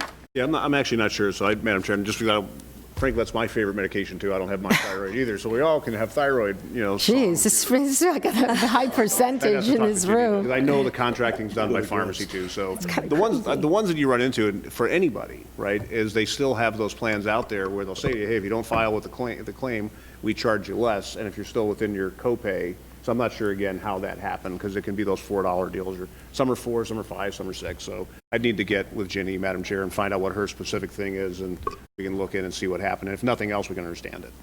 Well, on a broad comment, as far as what happens at the pharmacy, the pharmacist would receive a rejection for the levothyroxine to be not covered. So then it would be, it's supposed to be notifying the member to take the Synthroid, or. But why would I do that if it costs me more money out of pocket? Yeah, and that's fine. Then that's your option. Yeah, but it doesn't come off her deductible. So it's just, again, it's what's more important to you in the long run. Yeah. Okay. So what I would like is to have the county from HR send out an email or go through the departments, however you think is best, and ask everybody if they are, having problems, and when they write you back, if they are, if you can personally speak to them and let them know what's going on, how they can rectify it. Because again, I was just surprised. I heard about this just 2 days before, so I wasn't able to kind of put together a plan. But I think, anyone else have any better suggestions? Ginny, do you have any better suggestions? Those were my experiences. Yeah. And I will also mention, and I was with Supervisor Bishop at the time, they had a member at the health fair who was not very helpful and was not very polite to us when we brought up these concerns. So as I was with her, and she experienced that as well. So the experience, I'm sorry, has just not been very user-friendly. The representative from the pharmacist part? From Navitas. Yes, that will be corrected. We don't expect anyone to be treated badly by a vendor. Absolutely. And we apologize for that experience. We can definitely have a conversation when we get back. The two of us. Yeah. Yeah, so I'm sure you weren't the only ones, if you were the two of you. Right. Okay, well, I'm sure apologies for that, and it won't happen again, right? Yeah. Okay. Okay, I think there's more to the presentation, right? Yep. Moving to, I will send it back to Laura for member services. Yep, thanks, Carla. So we did, I'm sorry, I can hear my echo in the background, so I apologize if I'm pausing. So our member services toll-free number is on the next slide. And during the transition, we did empower our customer care agents to enter any overrides on behalf of your members that may have called and that may have been missed during the prior authorization load. How would people know to call that number, though? So we did send out the welcome letter, so that number was included on the welcome letter. And then if they went to the pharmacy, typically a pharmacy would call in on their behalf and provide any historical information we may not have on file. And once that pharmacy would provide our customer care With the fill history, our customer care can then enter the override on the spot. Okay, so again, our employees need to know that. I don't know, I mean, I wouldn't have known that, honestly. So we really need to do a better job. Yeah. But So in following up on that, we did allow the continuity of care to last for 4 months. However, that would have ended October 31st. what does that mean? So the agents no longer have the empowerment to enter those overrides. Okay. So if a pharmacy or a member will call in at this time, the customer care team would initiate a fax to the doctor, and they would fax out the prior authorization forms to get that process started. Okay, anyone have any If you would like us to extend, oh, sorry. No, that's okay. I was asking if anyone had any questions about that part of it. Okay. Is it possible to extend that just because? Yep, sorry, I was just about to say that. We can certainly extend that with the hiccups that we've experienced. We could allow our customer care agents to enter those overrides if you'd like it to extend to 2020 or beyond. I think that would be beneficial because some people don't go to the doctor every 3 months to refill their prescriptions. It's an annual or maybe even, every 6 month process. So you don't even realize that you have this problem necessarily in that 4 months. Okay. Is that okay? Yeah, absolutely. Okay. You can continue. So then, in addition to our customer care agents, we do have authority granted to Aaron, Amanda, and Missy if they would call into the customer care team. And Madam Chair, just to clarify that, we'll occasionally get after-hours calls.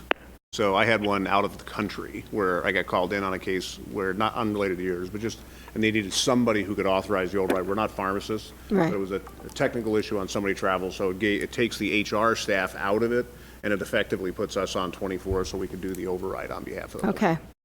Again, information out. Just give me your number.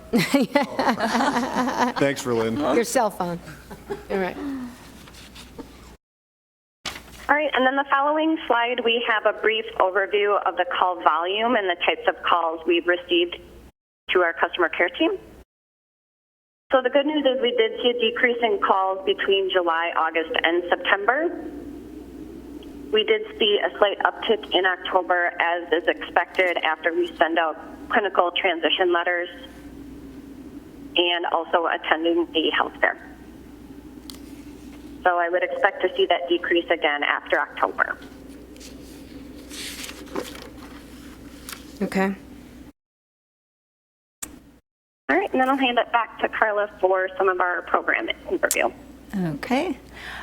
So I just wanted to include a couple slides. We talked a little bit about it during the finalist meeting as far as some of our offerings. This slide shows on the left-hand side, so the standard offerings are something that we're currently doing. The concurrent DUR is the messaging that I already mentioned at the local pharmacy. So it alerts the doctors or the pharmacist of any drug-drug interactions, any excessive dosing that they might see come through. It's very much a safety measure. Multiple prescriptions, again, they're alerted if they're on multiple type of drugs. In addition, what's also included under your PMPM is our step therapy programs, quantity limits, and prior authorizations. On the right-hand side are some other items that, as we have more history with the plan, we will be, during renewal meetings and that sort of thing, we will be bringing up some of our additional clinical offerings that might be beneficial to the plan based on, claims that we see and any patterns. So.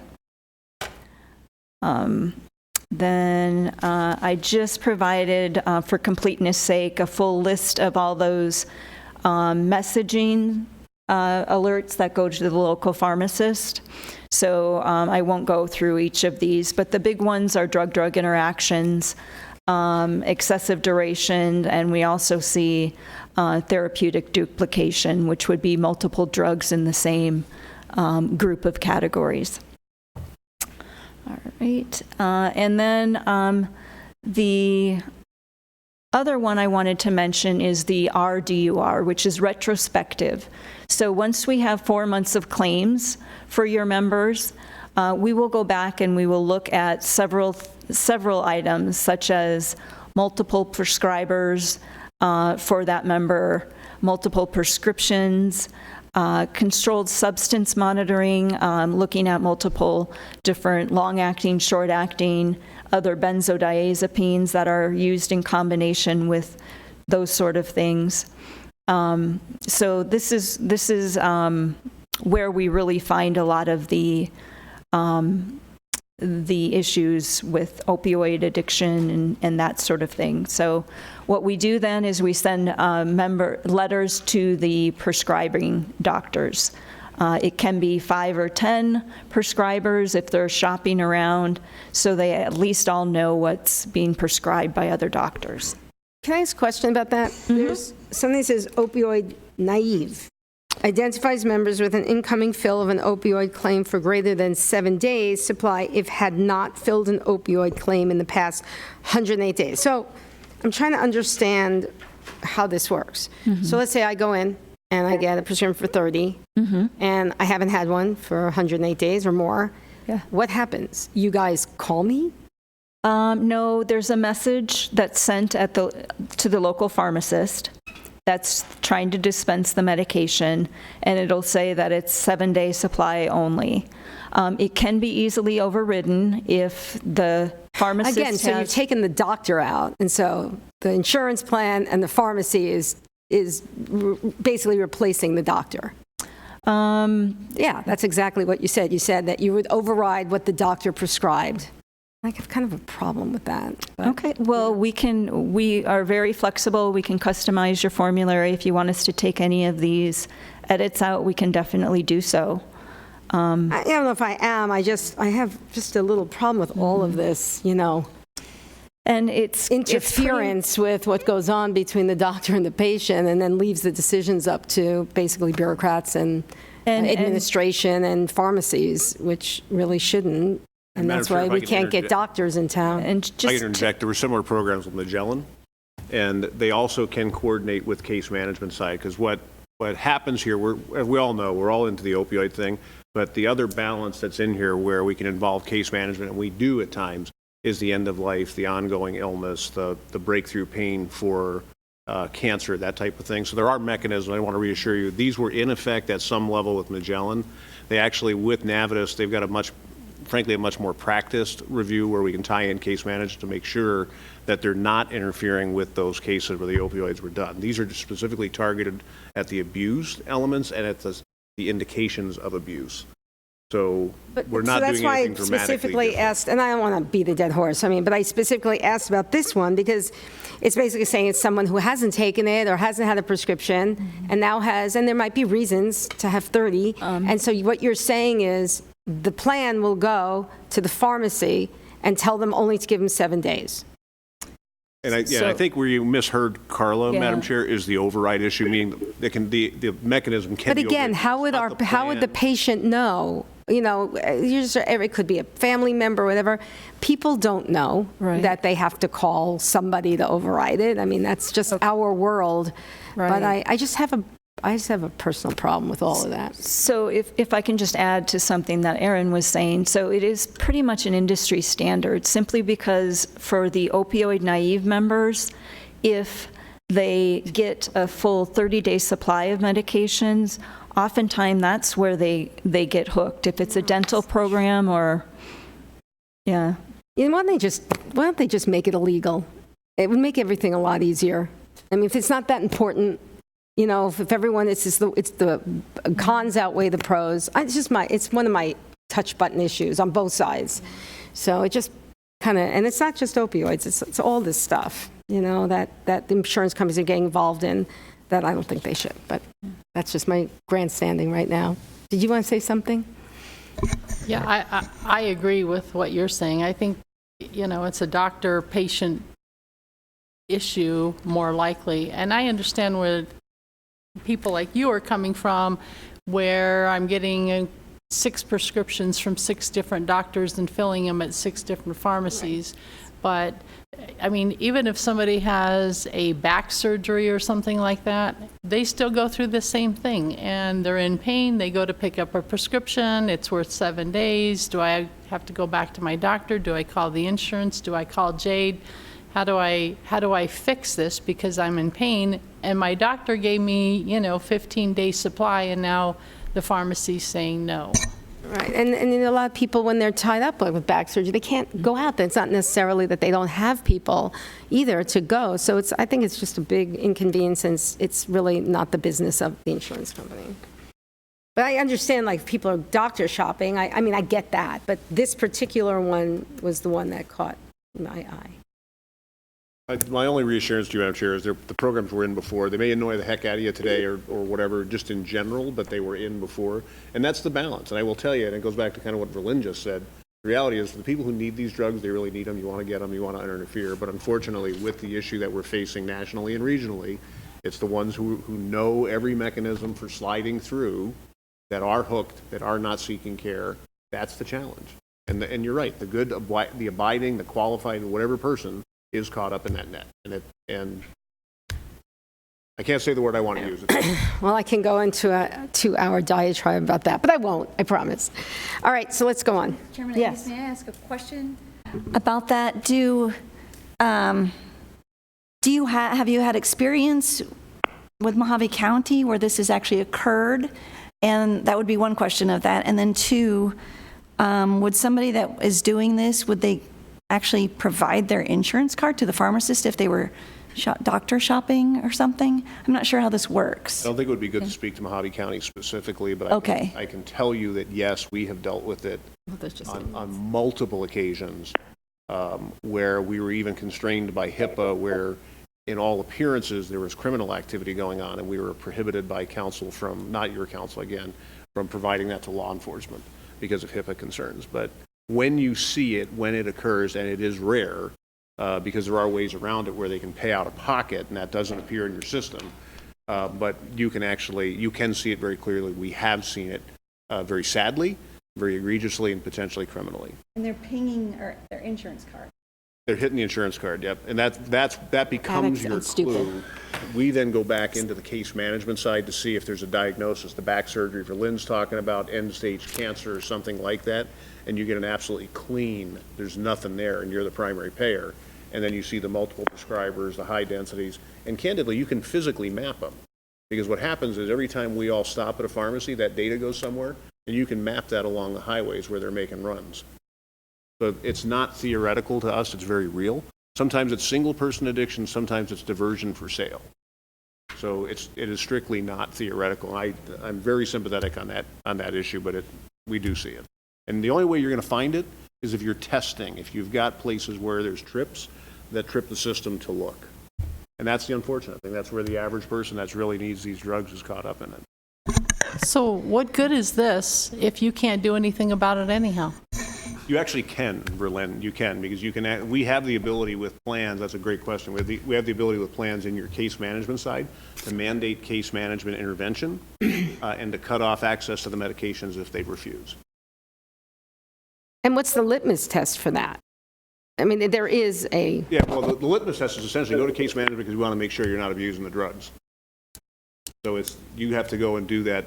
And where that comes from, and I know I'm lighting your chain here, Supervisor Angus, but if you have no diagnoses of anything indicating pain, if you're back surgery, orthopedic surgery, cancer, if you're not in active treatment, why do you need 7 different prescribing doctors with X Well, that's obvious. That's obvious. That's not absurd. That's reality. That's what we have confirmed. And they use their insurance card at every doctor. No, they use them for the ones they can, and then they buy cash on the others. So the one you control is the one where your card and your plan's paying for it. So do you ever can you refer criminally if you find this? We have been prohibited from doing so. So again, what's the point? If you're just saying, don't do that anymore, I share that view with you. I think in those cases we should have been allowed to do it. We were advised that we were prohibited under HIPAA from doing so. Okay. Well, okay. Counsel for the client. My counsel for the client. I got it. Well, and the other So caveat. again, it only hurts the people who are taking it the way they've been prescribed, Absolutely. like everything. It's theater of the absurd that happens at a prescription window. Okay. We're done with that. The other thing just to mention is our prior authorization program, just to let you know that, and we can move on. And I can hand it back to Laura for our looking ahead moments. All right, thanks, Carla. So we do have a looking ahead slide. So this meeting today, we just wanted to provide a high-level overview of the transition and discuss some of the items we've already discussed today.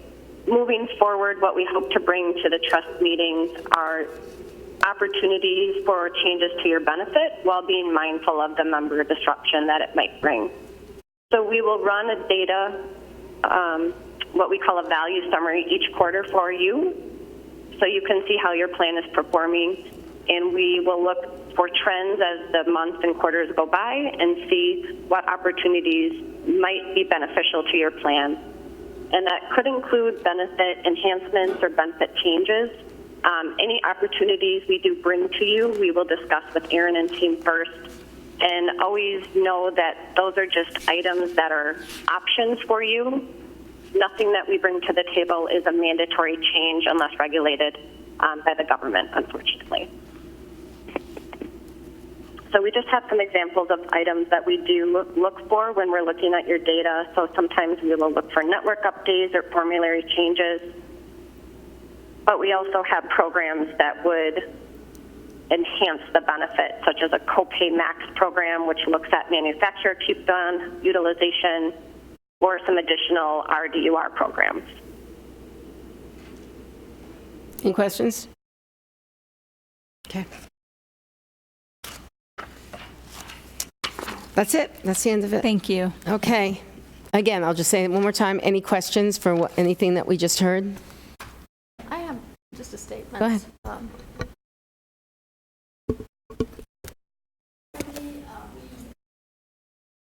That one? Okay. With my company, it's very small, but we use Aetna, and they let my employees buy drugs out of Canada. I had one employee, she had to buy drugs for her son. It was $12,000 at Walgreens, and she was able to get it from Canada for $400. Is that holy possible? Wow. We've had this discussion before, haven't we? I'm sure we did have the reimportation discussion before. I have to go back and look, but I remember there was an attorney opinion on it. In terms of the legalities of it, I'm not sure how Aetna's doing it, because unless it's changed, Linda, that it was illegal to do. I will tell you that in my household, we reimport as well. But it's an individual, it's not a corporate thing. And essentially the way it works is we have particular maintenance drugs we take, we have them come in through Canada. Okay. The physician wrote a script, you send them to them, it's a heck of a lot cheaper because the way the pricing mechanisms work. So we're doing, I can tell you we're doing it in my household, but it is not done corporately because it's technically not legal. Are you sure about, I mean, I'm sure your plan isn't breaking the law. Well, my agent is coming next week. I'll be sure to ask Yeah, I'd him like to know about this. that. I'd like to know about that. Okay, so we're done with 11, and we don't need, that was just an update, correct? No motion Action needed on for that that. one, Madam Chair. Okay, 12, discussion, consideration of, and possible action regarding copays for diabetic supplies. Yeah, Madam Chair, this is actually another one this is a somewhat more innocuous one. When the Magellan file came over, it simply did not include that they had set it up so that syringes were a no-charge item. So we got, the phone rang in Ken's office, I think it was Jade or somebody got the call saying, hey, what's going on? We reached out to Magellan, they said, oh yeah, we were doing that. We have no idea why it didn't come over on the file. So this is just a correction. These are like a couple dollars a box. But it has no pricing impact because we assumed coming over. But with talking with staff, they didn't want us to pull the lever administratively. We wanted to make sure that we came to you, noticed, said, hey guys, this happened. So we want to correct it immediately and just make the diabetic syringes a no-charge item, just so it's consistent. How long did that go on before? It's been going on since July. We just had somebody call. Okay. So, and this is one, again, this one was not included on the file. So you would never, there was no mechanism to know that they had it set up that way. They could not explain why this little lever did not show up on the transaction. So can users go for the refund as well? We could. Absolutely. When we do the other one, if you want, we can say, hey, we know about these two issues. If you had one, let us know. Talk to Jade, talk to Ken, get us the receipts, and we'll do a manual process. I don't want our employees to be unhappy and think that we're doing things that, and then they don't know about it. So we just got to let them know that there's recourse and that we're sorry and it was an oversight. So they know going forward and they're not feeling stressed about it. Okay? So I need a motion on this one, Madam And Chair. Aaron, Yeah, go ahead, Laura. Sorry. this is Laura. Just in this situation, if members did use insurance for the syringes and paid a copay, we can proactively reprocess those claims and send out refunds since the claims are in our system. Fantastic. Thank you. Yes. On this one, Madam Chair, I need a motion. Okay, wait, we have a question. Sorry. Yeah, Aaron, are these actual syringes? Because everything but the insulin anymore is pretty much in a pen form, isn't it? These are the actual syringes. These are not the pens. Okay. Just a That's question. how it came Some to people us. still must be using the old way of doing it. Diabetes is one thing I haven't done yet. I'm trying to do all the other ones, but that's not one I know. But this one came through strictly as syringes. What, if they're on the Livongo plan? No, that's testing strips. Oh, that's testing. Oh, okay. All right. But I'm on this confused. one, I don't have it either. When somebody makes a motion, if you would have your motion consider it retro to July 1, then as Laura said, we'll get it processed. Okay, so just as it's written, actually. It says it's retroactive to July 1st, 2019. I'm sorry, Madam Chair, I'm looking at the wrong one. You're correct. I apologize. Okay. Okay, I need a motion. Move to approve changing diabetic syringes to a $0 copay retroactive to July 1, 2019, and to direct Novartis to readjust any claims between July 1, 2019 and the date the change is implemented in their system. I have a motion and second. All in favor? Aye. Aye. Opposed? It carries. Okay, number 13, discussion, consideration of, and possible action regarding out-of-contract claim payment authorization. Okay, so Madam Chair, in this case, what you're doing is we're asking for you to retroactively approve an action I already took after discussing it with Ken. But what we have here is it's a member issue with Meritain, where they went in, they got some services at a hospital down in the county. So a questionnaire went back and forth looking for whether or not there was another insurance to pay. The employee beneficiary said that they faxed it in multiple times to Meritain. Meritain has no record of receiving it. In the meantime, the 12 months lapsed under the Blue Cross contract where the bill could be paid, and then the hospital turned the bill over to the court to seek payment from the employee. So we have experienced complaints that happens at Meritain. Occasionally, for whatever reason, they fax them in, they go into the ether, they don't get distributed. So we were not shocked by that. The service was legitimately provided. It was ultimately repriced. The employee had a court date. We went through it and said, this is stupid, pay it. So we took that liberty to get the employee out of the court situation. It's a payment the plan would have made otherwise. And again, we're coming back to you to say, hey, here's what the facts are. The employee did everything right. Okay. And this employee isn't going to have any record about this. Correct. And there were no confirmation sheets, and Meritain said we don't have any record of it. But again, we've encountered that same thing. And candidly, in my own office, we fax so little anymore that we don't do the confirmation sheet thing. You just stick it into the copier and out it goes. So it made sense, and again, it's something we've seen. So I took that liberty and said, pay the it. employee is happy with everything? I can tell you I don't know. Or satisfied, I don't know, happy is the right court thing's gone, word. the bill's been paid. Okay. So, and it's, again, my emphasis is this is a legitimate service. It was done, everything was done in accordance with the plan. The 12 months lapsed. So it's kind of they had to check the box, so we authorized it, and we're seeking retroactive approval of that action. It's interesting. This is Indicated in accordance with the plan. This is the first year. I know it's because we changed over and there's going to be things that happen, but it's the first year that we've had these kind of issues. This one pops up. This specific thing pops up from time to time. Okay. And again, it's not unique to Meritain. We have some other TPAs we work with. I don't understand how they do it internally because we don't fax anything anymore. Right. But somehow it disappears in their back rooms. So it's nothing. I was not an unusual one. Okay. Then we need a motion. I'll make a motion to approve the out-of-contract payment as presented, retroactive. We have a motion and second. All in favor? Aye. Opposed? Motion carries. Now, we're almost at the end here. Administrative update. Okay, Madam Chair, again, these are pretty easy. The PCORI fee, Amanda, is this the last one for them? Okay. So PCORI is a healthcare reform thing. It stands for Patient-Centered Outcomes Research Institute. All employers nationwide were charged X number of dollars. I forget the number of billions it added up to. But it terminated. It's one of the things that naturally ended with healthcare reform. I believe this is your last one. So $3,951. Just FYI, the payment was made. You're in compliance with the law. On Sun Life, this is the stop-loss carrier that we did that renewal with again. But in addition, they have a persistence bonus that for the record, traditionally goes through to the broker. Our contract with you says that all we can receive is the fee that you pay us. We do that.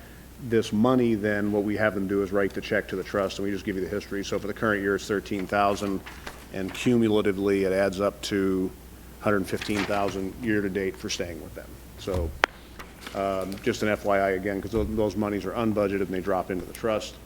And then the final one is that we are working with the county staff to finalize the renewal meeting, which will be at the same time, February or March, I think it is, for this group. So just FYI, we're scheduling that, we're working with staff, and we'll get a date and a location out to the trust as soon as we have it nailed down.